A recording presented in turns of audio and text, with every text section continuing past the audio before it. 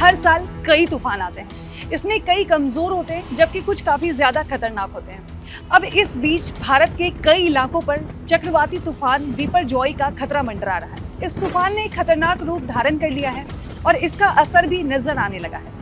गुजरात, मुंबई और केरल के समुद्र में ऊंची ऊंची लहरें उठ रही हैं। भारतीय मौसम विभाग ने चक्रवाती तूफान को लेकर अलर्ट भी जारी किया है। लेकिन क्या आपको पता है, अम्फान तूफान को भारत का अब तक का सबसे खतरनाक तूफान बताया जा रहा है। हालांकि इससे पहले भी भारत में कई ऐसे तूफान आए हैं जिन्होंने हजारों लोगों की जान ले ली है। 1999 में आया था सुपर साइक्लोन अम्फान से पहले भारत में सबसे ज्यादा तबाही मचाई थी सुपर साइक्लोन ने। 25 अक्टूबर 1999 को अंडमान सागर से उठे इस साइक्लोन की रफ्तार करीब 260 किलोमीटर प्रति घंटे की थी। इसकी वजह से सबसे ज्यादा तबाह होने वाला राज्य ओडिशा था। 5 से 6 मीटर ऊंची लहरें समुद्र से करीब 35 किलोमीटर अंदर तक आ गई थी। इसकी वजह से करीब 16 लाख मकान तबाह हो गए थे।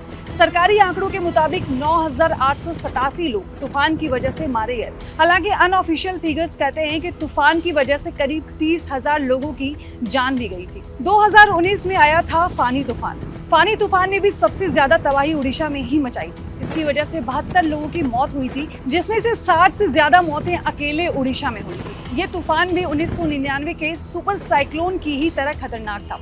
इस तूफान की रफ्तार 932 किलोमीटर प्रति घंटा की थी।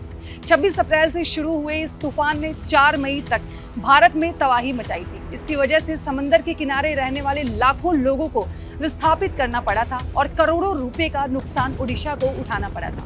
इस तूफान ने बांग्लादेश में भी तबाही मचाई थी। दिसंबर 2016 में आए वर्धा साइक्लोन ने दक्षिण भारत में तबाही मचाई थी। इसकी रफ्तार 130 किलोमीटर प्रति घंटा थी। इस तूफान का नाम पाकिस्तान ने रखा था।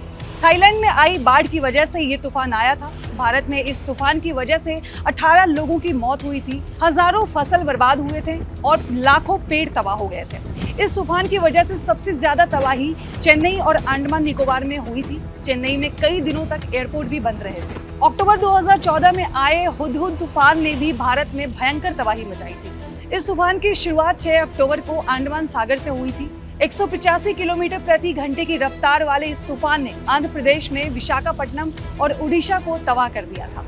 इस तूफान की वजह से 124 लोगों की मौत हुई थी। इसका असर उत्तर प्रदेश तक भी देखा गया था, जहां 18 लोगों की मौत हुई। साइक्लोन फैली ने भी उड़ीसा में भयंकर तबाही मचाई थी। अक्टूबर 2013 में आई इस तूफान की वजह से करीब 1 करोड़ से भी ज्यादा लोग प्रभावित हुए। 50 से ज्यादा लोगों की मौत इस तूफान की वजह से हुई थी। करीब 200 किलोमीटर प्रति घंटे की रफ्तार वाले इस तूफान का असर आंध्र प्रदेश, उड़ीसा, झारखंड, पश्चिम बंगाल, छत्तीसगढ़ और बिहार तक हुआ था।